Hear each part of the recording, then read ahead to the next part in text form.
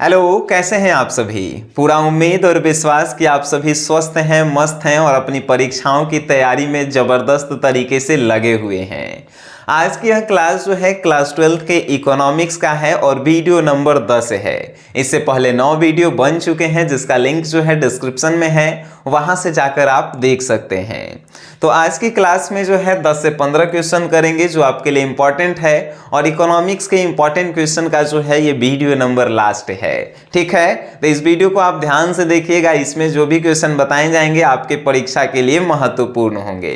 तो आज की क्लास की पहली क्वेश्चन और पूरे इकोनॉमिक्स का 104 नंबर क्वेश्चन का है। तो एक द्विक्षेत्र अर्थव्यवस्था में आय के चक्रीय प्रभाव या प्रवाह को समझाइए। ठीक है, तो द्विक्षेत्र अर्थव्यवस्था क्या होता है। द्विक्षेत्र अर्थव्यवस्था जिसमें दो गो क्षेत्र जो है जुड़ल होके, जैसे एक जगह सामान बन रहा है और दूसरे जगह सामान बिक रहा है, तो दो गो क्षेत्र जुटल है, यानी कि द्विक्षेत्र अर्थव्यवस्था। तो इसमें आय का चक्रीय प्रवाह कैसे होता है।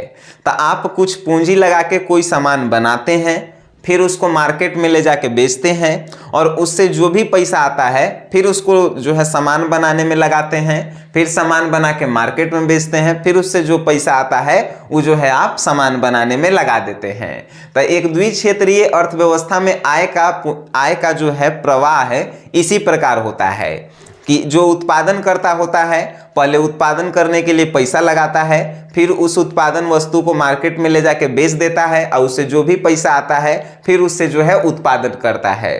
ठीक है, ऐसे ही जो है क्या होता है, तो द्विक्षेत्र अर्थव्यवस्था में आय का प्रवाह होता है। बात समझ गए, वेरी गुड। नेक्स्ट है कि खाद्यान्न उपलब्धता गिरावट से आप क्या समझते हैं। खाद्यान्न उपलब्धता गिरावट का मतलब है कि किसी चीज का बाजार में मांग ज्यादा है लेकिन बाजार में वो चीज हिले नहीं है, तब कहलाता है खाद्यान्न उपलब्धता गिरावट। फॉर एग्जाम्पल, मार्केट में प्याज का जो है डिमांड ज़्यादा है, डेली आदमी को जो है प्याज चाहिए लेकिन मार्केट में प्याज हिले नहीं है, तो उसको हम कहेंगे कि खाद्यान्न उपलब्धता में गिरावट आ गई है, यानी खाने वाला चीज़ जो है मार्केट में उपलब्ध नहीं है, उसमें गिरावट आ गई है। बात समझ गए, यानी सामान का डिमांड ज़्यादा है लेकिन सामान मार्केट में नहीं है, उसे ही कहते हैं खाद्यान्न उपलब्धता गिरावट। बात समझ गए, वेरी गुड। नेक्स्ट है प्रत्यक्ष कर और अप्रत्यक्ष कर में अंतर स्पष्ट करें। देखिए, प्रत्यक्ष कर का होता है, प्रत्यक्ष मीन्स होता है डायरेक्ट और अप्रत्यक्ष मीन्स होता है इनडायरेक्ट। ठीक है, प्रत्यक्ष कर मतलब कि जो डायरेक्ट रूप से सरकार आपसे कर तसीलती है, टैक्स वसूलती है, उसे ही प्रत्यक्ष कर कहते हैं। अप्रत्यक्ष कर जो टैक्स आप देते हैं लेकिन आपको पता नहीं चलता है, उसे ही अप्रत्यक्ष कर कहते हैं। आइए समझते हैं। फॉर एग्जाम्पल, सरकार आपसे जो है जीएसटी ले रही है, इनकम टैक्स ले रही है, तो ये जो है प्रत्यक्ष कर है, यानी सरकार आपको कह रही है कि आपको इनकम टैक्स भरना है, जीएसटी भरना है, तो ये जो है क्या हो गया, प्रत्यक्ष कर हो गया।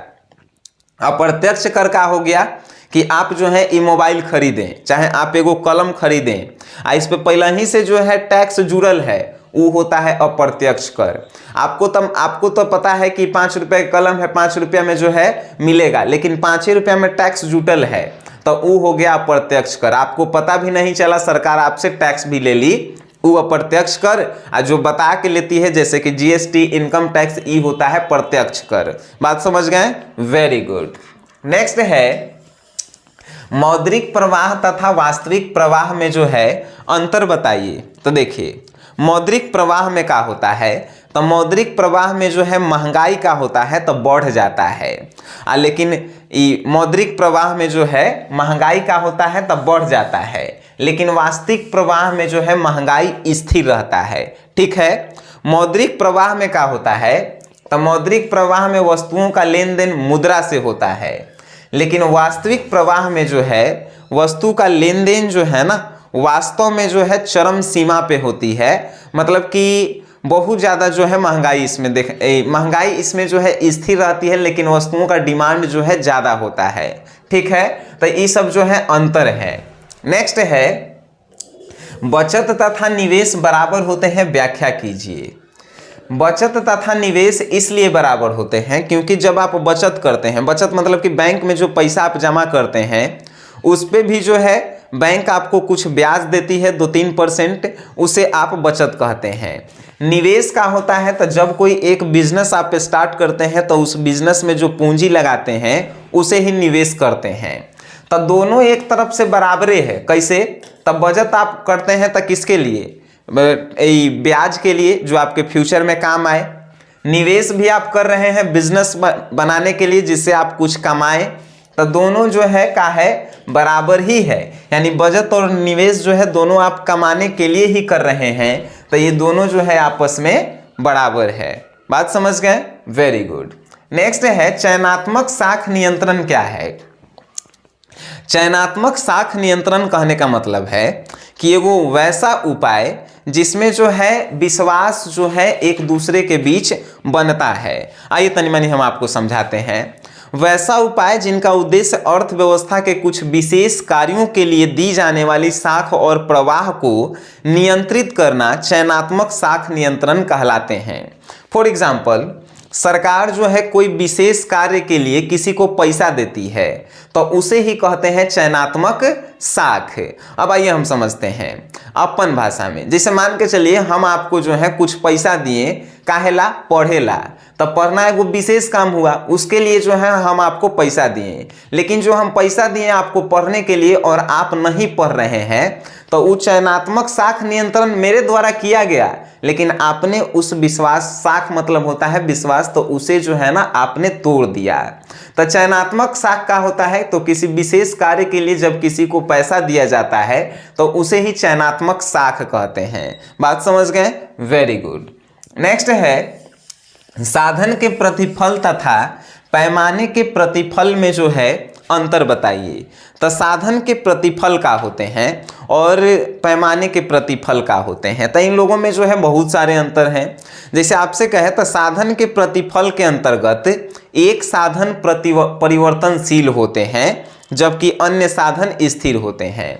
साधन के प्रतिफल में क्या होता है कि कोई एगो साधन ऐसा होता है जो परिवर्तनशील होता है, मतलब हर एक साल में जो है उसको आपको चेंज करना होगा, ठीक है। लेकिन पैमाने के प्रतिफल में क्या होता है कि ये जो है ना चेंज नहीं, ये परिवर्तनशील नहीं होते हैं। अब साधन के प्रतिफल का जो है दूसरा अंतर का है, तो साधन के प्रतिफल में जो है वृद्धि करने के लिए, मतलब कि कोई चीज उत्पादन किया जाता है तो उसमें वृद्धि करने के लिए जो है साधन के प्रतिफल में परिवर्तन किया जाता है। लेकिन पैमाने के प्रतिफल में वृद्धि करने के लिए जो है इसके साधन में कोई परिवर्तन जो है नहीं हम लोग करते हैं। ये सब जो है नोट्स में जो है हैंड रिटेन नोट्स के द्वारा, मेरे द्वारा लिखा गया नोट्स में जो है बउआ के तरह लिखल है, और हमें उम्मीद है कि इकोनॉमिक्स के आप नोट्स लिए होंगे और आप उसको पढ़ भी रहे होंगे। आप इकोनॉमिक्स के नोट्स नहीं लिए हैं तो आप रियल में पछताएंगे, क्योंकि इकोनॉमिक्स जो है आपको हार्ड लगता है, लेकिन आप वीडियो देखे होंगे इकोनॉमिक्स के सीरीज का 10 वीडियो आप देख लेंगे, आपको बउआ के तरह लगेगा। पढ़ाने से भी जो है ना पता चलता है कि हम कितना बच्चों को समझा पा रहे हैं और कितना जो है सामने वाला समझ पा रहा है। तो हमें उम्मीद है इकोनॉमिक्स आज के बाद आपको हल्का लगने लगेगा, ठीक है। नोट्स के लिए जो है आपको SGS क्लासेस एप्लीकेशन को डाउनलोड करना है और यहाँ से जो है आप नोट्स को ले सकते हैं, ठीक है सर। तो आप यहाँ से जो है जाइए और नोट्स को जो है ले लीजिए। चलिए नेक्स्ट हम बात करते हैं क्वेश्चन नंबर कि पूंजीगत वस्तुएं क्या है। देखिए पूंजीगत वस्तुएं क्या होती है? वैसी वस्तुएं जिसको खरीदने के लिए कुछ पूंजी हम लोग लगाते हैं उसी को पूंजीगत वस्तुएं कहते हैं। फॉर एग्जाम्पल हमने ये मोबाइल खरीदा है तो इसको खरीदने में जो है हम अपन कुछ पूंजी लगाए होंगे, तो यह होता है पूंजीगत वस्तुएं, ठीक है, जिसको जो है हमने के पूंजी लगा के खरीदते हैं। जैसे आपका घर हो गया, आपके घर में जितने भी मशीन है वो सब जो है पूंजी लगा के ही आए हैं ना, घर आपका खरीदाया है पूंजी लगा के ही, तो पूंजीगत वस्तुएं कहलाती है। नेक्स्ट है बैंकों में NPA बढ़ने के क्या कारण है? बैंकों में जो है NPA बढ़ने के क्या कारण है ये जो है आपको बताना है। तब बैंकों में NPA कब बढ़ता है? जब बैंक ऋण कोई के देले रहता है, लोन देले रहता है और लोन पे जो है ब्याज नहीं आता है तो एनपीए बढ़ जाता है। जब बैंक जो है एगो फिक्स डेट कैले रहता है कि इस डेट पे जो है हम एगो नया योजना लागू करेंगे और नहीं हो पाता है तब बैंकों का एनपीए जो है बढ़ जाता है। एनपीए बढ़ने का मतलब कि बैंकों से जो है ब्याज जो है ज़्यादातर सरकार जो है तसीलने लगती है।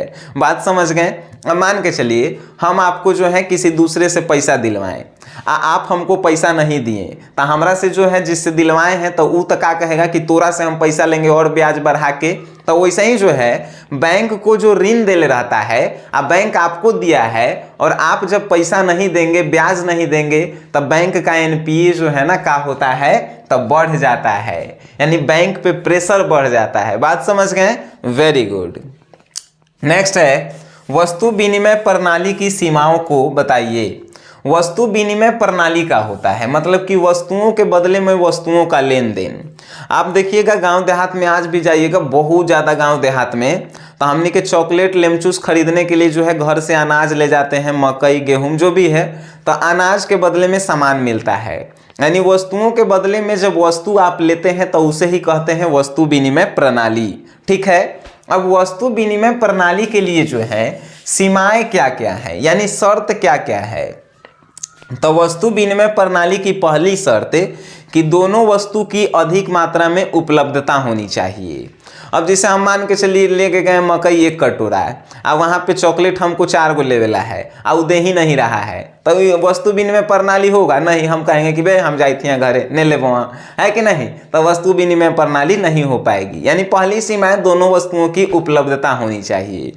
तीसरी, हर एक वस्तु का जो है मात्रा निश्चित होना चाहिए। और उसके बाद जो है इसका और भी जो है का है तो धन या मूल्य में जो है संचय होता है। वस्तु विनिमय प्रणाली जब होता है तो पैसा तो आता नहीं है तो उसको हम लोग इकट्ठा नहीं कर पाते हैं, तो धन और मूल्य जो है इकट्ठा करने में जो है कठिनाई सामने आती है। बात समझ गए? नेक्स्ट है साख नियंत्रण के विभिन्न गतिविधियों को बताएं कि साख नियंत्रण के विभिन्न गतिविधियां जो है कौन कौन सी है। देखिए साख नियंत्रण की पहली गतिविधि है बैंक दर, यानी बैंक जो है कैसे किसी के साथ साख बनाती है। ठीक है, विश्वास, साख का मतलब विश्वास होता है। दूसरी होता है कि खुले बाजार की क्रियाएं, यानी जो बाजार में आप जाते हैं उसमें लोग जो हैं आपके साथ जो है कैसे व्यवहार करते हैं, ये भी जो है साख नियंत्रण का एगो का है तो समस्या है। तीसरी है परिवर्तनशील न्यूनतम कोषानुपात। बात समझ लीजिए, साख नियंत्रण के विभिन्न गतिविधियों को बताने के लिए कहे तो पहले आप बताइएगा बैंक दर, दूसरी है काची तो खुले बाजार की क्रियाएं, और तीसरी है परिवर्तनशील न्यूनतम कोषानुपात। बात समझ गए? Very good. अब जो है यहाँ पे कह रहा है तरलता पास क्या है। तरलता पास जो है का है तो एक ऐसी स्थिति, तरलता पास को तनी समझिएगा, बीबीआई क्वेश्चन है भाई। एक ऐसी स्थिति जिसमें बैंकों का ब्याज दर बहुत कम हो जाता है, उसी स्थिति को हमने के कहते हैं तरलता पास। यानी बहुत कम ब्याज जो है बहुत कम हो जाता है, मतलब 1%, आधा %, तो उसे कहते हैं हमने के तरलता पास। ठीक है, अब है यहाँ पे 116 नंबर क्वेश्चन कि रोजगार गुणक क्या है। रोजगार गुणक है कि रोजगार में लगातार वृद्धि को ही हमने के कहते हैं रोजगार गुणक।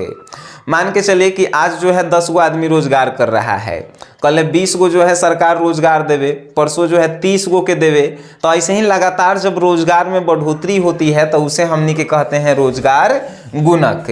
बात समझ गए? नेक्स्ट है कि कर अपवंचन क्या है। कर अपवंचन को जो है हमने के कर चोरी भी बोलते हैं। यानी कि जब कोई व्यक्ति अपने कंपनी या अपने जो है इनकम पे टैक्स को सरकार से चुराता है, टैक्स नहीं भरता है, तो उसे हमनी के कहते हैं कर अपवंचन या कर चोरी। बात समझ गए? Very good. अब ये इकोनॉमिक्स की जो भी हमने इंपॉर्टेंट क्वेश्चन आपको करवाए, लगभग 117 गो क्वेश्चन, नोट्स में देखिएगा तो 142-43 गो क्वेश्चन है।